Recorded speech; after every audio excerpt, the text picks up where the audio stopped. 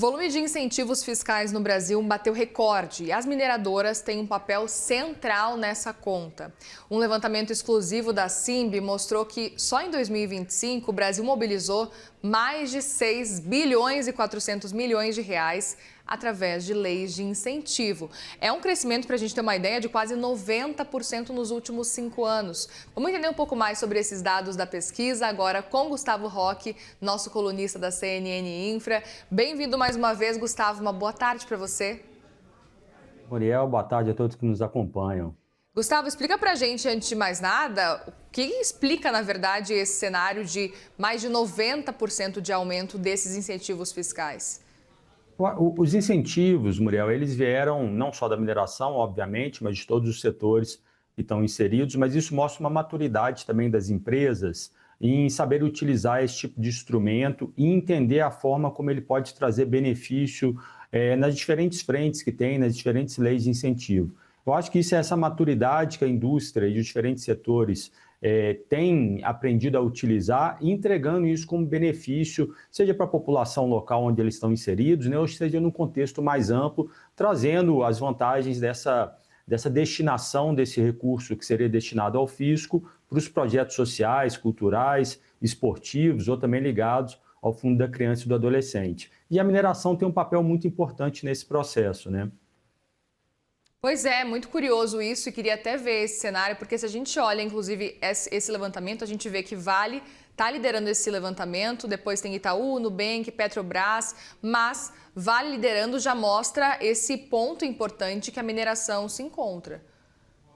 É importante destacar, né, que tem dois recortes interessantes nesse estudo. O primeiro é a Vale encabeçando, já não é o primeiro ano que a Vale lidera esses investimentos, ainda que tenha uma concentração muito grande numa única empresa, é importante entender que é uma empresa que tem operações distribuídas em vários municípios e isso permite levar esse benefício desses incentivos para esses vários municípios e territórios onde atua. Mas quando a gente olha, tem dois recortes importantes ali. O primeiro é que quando você olha exclusivamente a indústria extrativista, ela contribui com 17% desses recursos totais que foram. Mas quando a gente olha pela especificação do nome das empresas, aquelas que a gente sabe que estão relacionadas à mineração, esse número ele sobe um pouco para 23%. Ali pode ser porque tem algumas que no recorte do estudo estejam entrando como uma indústria de transformação, que é o segundo item que está ali. Mas olhando exclusivamente as empresas, isso é um dado muito importante. E eu particularmente gostaria de destacar a publicação desse relatório nesse momento, porque é um momento que a gente tem discutido muito a questão do PL 2780, dos minerais críticos, e que a gente fala da importância da agregação de valor, e muitas vezes a gente traz, ou a narrativa que está sendo construída, é uma narrativa de crítica à mineração existente hoje, dizendo que ela exporta as nossas riquezas. Mas quando a gente tem um olhar um pouco mais detalhado, a gente vê que não é bem assim, né? O melhor exemplo é esse, com essas empresas deixando recursos, destinando parte desses recursos, deixando claro que isso não é uma doação, né? Isso é uma destinação do que deveria ser o imposto de renda da pessoa jurídica para esses projetos, mas a gente vê que a narrativa, talvez quando ela penaliza muito a mineração existente hoje no Brasil, ela não é bem verdade, porque esse benefício está sendo entregue através desses projetos. Outro ponto também, Gustavo, é entender um pouco sobre esse foco na mineração, se esses investimentos ajudam até a fortalecer, talvez, uma liderança social, uma licença social para esse cenário. Eu não tenho dúvida que ajuda, mas é importante entender que esses recursos, esses projetos que são incentivados através desse recurso, eles não são doação e nem são patrocínio, né? E também não estão associados a uma obrigação. Óbvio que eles ajudam na licença social, ele traz essa contribuição. Um ponto interessante também é que quando nós olhamos as principais empresas que estão apoiadas, que são as incentivadoras, né, as apoiadoras através do recurso incentivo, muitas delas estão envolvidas em projetos grandiosos de música, de esporte. Então acaba que é um nome que sustenta um grande artista, é um nome que está relacionado a um grande evento. E normalmente você não vê as mineradoras tendo os nomes expostos nesse evento. O que é o lado positivo disso? É que essas empresas elas conseguem fazer uma disseminação maior do recurso, esse recurso ele acaba indo para projetos menores que, eventualmente, eles não têm uma visibilidade comercial como esses grandes projetos têm, mas isso impacta lá na ponta, na comunidade, no território. Há pouco o ministro Durigan disse aqui no CNN Money, né, que é muito importante a soberania, é muito importante a defesa, mas o que importa mesmo é o benefício que vão para as pessoas. Então, essa frase dele eu gosto muito, porque quando a gente olha para isso, a gente está falando tanto de soberania em minerais críticos, falando tanto da necessidade de agregar valor, mas eu tenho insistido muito que a gente tem esquecido de dar valor para essa fase da cadeia da mineração, que é a exploração. E essa exploração é que está permitindo trazer esses benefícios que vão impactar esses projetos e que vão, obviamente, contribuir para uma licença social.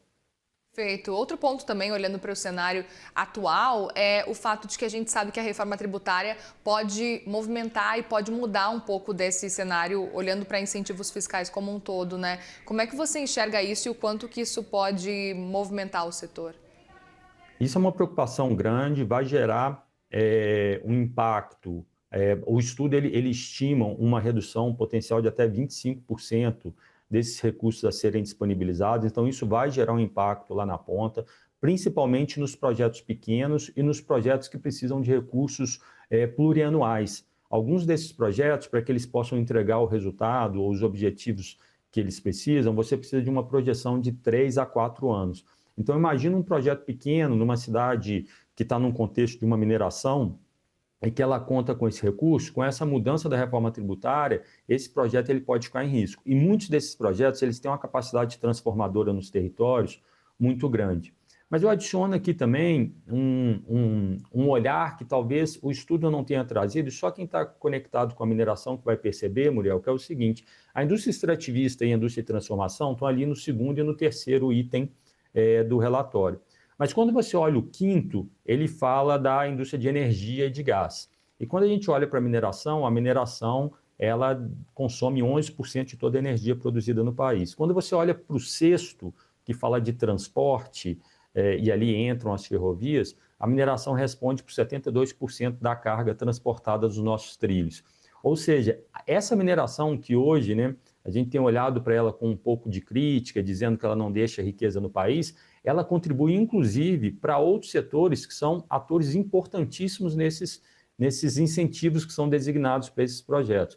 Então, a gente precisa ter um olhar mais amplo e, eu diria, até mais cuidadoso quando a gente entra na discussão do PL 2780 e do cenário da mineração inteiro, que muitas vezes a gente tem criticado o minério de ferro, tem criticado o ouro, mas esses resultados, esses impactos positivos, muitas vezes eles estão sendo esquecidos nessas discussões. Outro ponto também para a gente continuar falando por aqui, olhando para esse cenário, a gente sabe que existem críticas quando a gente olha para esses incentivos fiscais, é de que geralmente esse valor acaba indo só para aqueles projetos que já estão mais consolidados e não para novos projetos. Como é que você enxerga também esse cenário, Gustavo? Tem duas visões diferentes. Eu entendo que isso, num olhar geral, ele pode ser interpretado dessa maneira, como eu disse agora há pouco, né, nos grandes eventos de concertos musicais, em artistas mais estabelecidos que utilizam da Lei Rouanet, por exemplo, para poder acessarem isso. Mas no caso específico da mineração, eu vejo de uma forma um pouco diferente. Há uma segmentação e uma distribuição muito grande. Os projetos locais eles são privilegiados. Eu sei, tem empresas, por exemplo, que para um projeto poder ser aprovado, ele tem que contribuir no número de determinados territórios ou de municípios onde essa empresa opera. Então, isso mostra que há uma preocupação do setor, uma preocupação da empresa, que esses projetos eles estejam ali atendendo na base. Vai ter, naturalmente, alguns projetos, eles vão receber recursos por uma sequência de anos maiores, mas isso é necessário para você ajudar a esse projeto ter uma maturidade, ele ter um desenvolvimento e conseguir ser implantado e trazer os resultados necessários. Mas eu vejo com bastante frequência novos projetos acessando esses recursos e novas empresas se estruturando para que possam disponibilizar esse recurso. Porque também não adianta a empresa alocar esse recurso e fazer essa movimentação que deveria ser um recurso destinado ao fisco para esse projeto, se não fizer um acompanhamento do impacto. A gente perde um pouco o sentido de beneficiar ou de utilizar desse mecanismo se isso não fizer. Então, essas empresas elas precisam se estruturar, principalmente as mineradoras menores, mas isso tem ocorrido E eu que rodo bastante pelos territórios da mineração, eu vejo diversos projetos que estão sendo beneficiados, né, e alcançados por esse recurso. Muito bem, nós conversamos com Gustavo Roque, colunista do CNN Infra. Obrigada mais uma vez, viu, pelo papo por aqui. Um bom feriado para você. Obrigado e excelente feriado a todos. Obrigada.